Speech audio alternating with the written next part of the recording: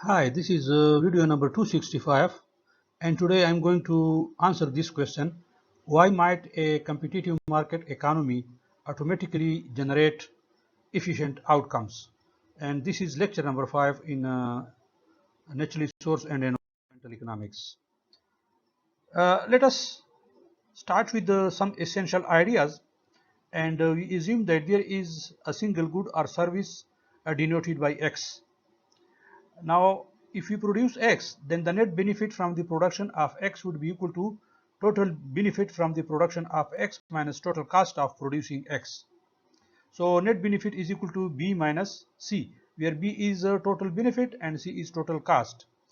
And we can write this NBX is equal to BX minus CX, which means that B and C depend only on X, and it means there are no externalities or external benefits or external costs. We are now going to show that a competitive market in X will bring about maximum net benefit. Uh, this is so because it is possible through the forces of market supply and market demand. As I mentioned earlier, net benefit from the production of X is equal to benefit from the production of X minus cost of producing X. We must remember that at this point we assume that benefit and cost depending only on X, there are no externalities. So it seems that the benefit from X will rise as X rises, but at a decreasing rate. But the cost of producing X will rise at an increasing rate. So they look like this. This upper curve is a B of X, that is benefit, total benefit from the production of X, and this pink line shows cost of producing X, and this is increasing at an increasing rate. So this is a C depends upon X. As X increases, total cost increases, and this is B of X. Benefits are increasing at a decreasing rate. And here this is the net benefit from the production of X, and it is evident that net benefit is maximized when X is approximately 50 units. So if you look at the production of X, which is about 50, here net benefit from the production of X is maximum, and at this point the slope of the net benefit from the production of X is 0. Let us use some mathematics. We already saw this. Net benefit of X is equal to total benefit from the production of X minus total cost from the production of X. Now there is one condition for NB to be at maximum, and it is that the first derivative with respect to X is 0. That is, the derivative of net benefit with respect to X is equal to net benefit marginal net benefit is equal to 0. That is, slope of the NB with respect to X is equal to 0. So if that is equal to 0, it implies that marginal benefit and marginal cost of producing X are equal to each other. So the benefit from X minus benefit from X minus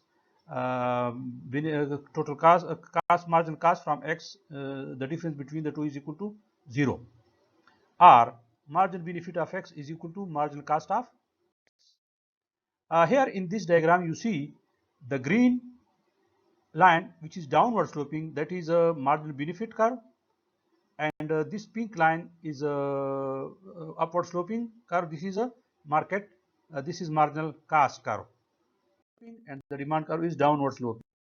Now we combine the two, and the downward sloping demand curve intersects the upward sloping or positively sloped supply curve at this point. This is the point of intersection, and it gives the optimum quantity of X star to be produced, and at this will be the equilibrium price. P star will be the equilibrium price. This is again uh, supply is equal to marginal cost, and demand is equal to marginal benefit decreases. So this is the willingness to pay side or the demand side. And here in this diagram we show that if we add up the individual demand horizontally, then we get the market demand for X. So this is the demand curve for individual 1, and this is the demand curve for individual 2. And at this price, the consumer 1 purchases this much, and the consumer 2 purchases this much. And if we add these two horizontally, that is X1 plus X2, then that is equal to X. So the market demand for X is equal to X1 plus X2, and that is equal to X at this price. So this is also known as social marginal benefit, and that is equal to D1 plus D2, and that is equal to the demand, and we call it social benefit, social marginal benefit. If price is 35 and the total the total consumption of X is 20, then this is consumer expenditure, this is total expenditure of the consumer on X commodity, and this is the consumer surplus. And consumer surplus is the difference between what the consumer is willing to pay and what he actually pays. So this shows a consumer surplus. As more and more of X is available, the consumer surplus increases. So originally this was the this triangle was the consumer surplus. Now when the quantity of X increased from 25 to 30, consumer surplus increased by this portion. So now total consumer surplus is equal to this area plus this area, and this shows the total payment, the total expenditure of the consumer. Now this is we come to the supply side. This is the single firm supply curve, and these are the various quantities that he is willing to accept. At this is willingness to accept of the firm. So as a quantity supplied increases, price of X increases, quantity supplied by single firm increases. Here in this diagram we see S1 is the supply curve of firm 1, S2 is the supply curve of firm 2, and if we add up them horizontally, then we get market supply curve, and market supply curve at this price P will be equal to X1 plus X2. So this is how we add up individuals supply curves to get market supply curve. Now this is the producer surplus. This is the willingness to accept by the supplier or the firm, but he actually received all this whole area. So this is over and above what he is willing to accept. So this constitutes producer surplus. So the area above the supply curve and below the price line is known as a producer surplus. Producer may be able to obtain more and more producer surplus as if they sell more of X commodity. So when quantity of X increases from this point to this point, the producer surplus increases from this triangle, blue triangle, to include also this area. So now the total producer surplus is this much, this plus this area. Now if we combine the market supply and market demand curve in this diagram, the maximized sum of consumers and producer surplus at the market equilibrium price and quantity traded is this area. This triangle, this area below the demand curve and above the market price is consumer surplus, and this area below the price and above the supply curve is the producer surplus. And if we take both into the account, consumer surplus plus producer surplus, this is known as a social welfare.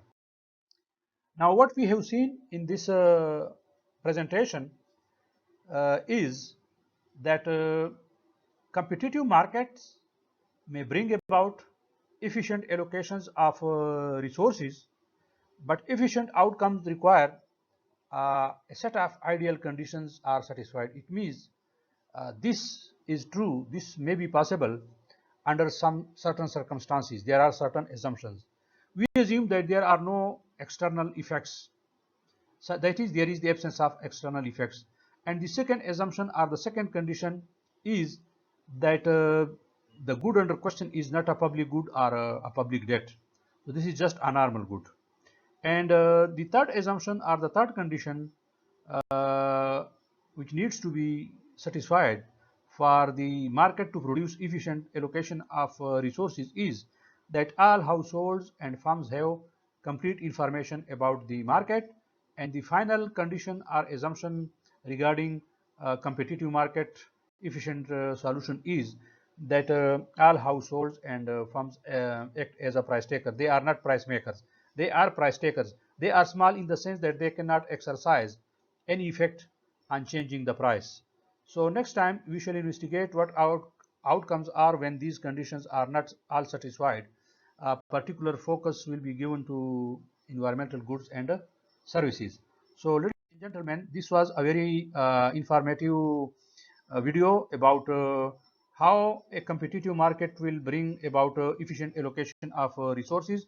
If you haven't yet subscribed to this channel, kindly click on this, hit on this red button, and do not forget to click on the bell icon so that you can get notifications when I'll upload other videos for you people. Kindly share this video and this video channel with the YouTube channel with your friends, with your colleagues, with your students, so that they can also get some benefits by watching this video. You may like it, and please give us thumbs up. Thank you very much for watching this video.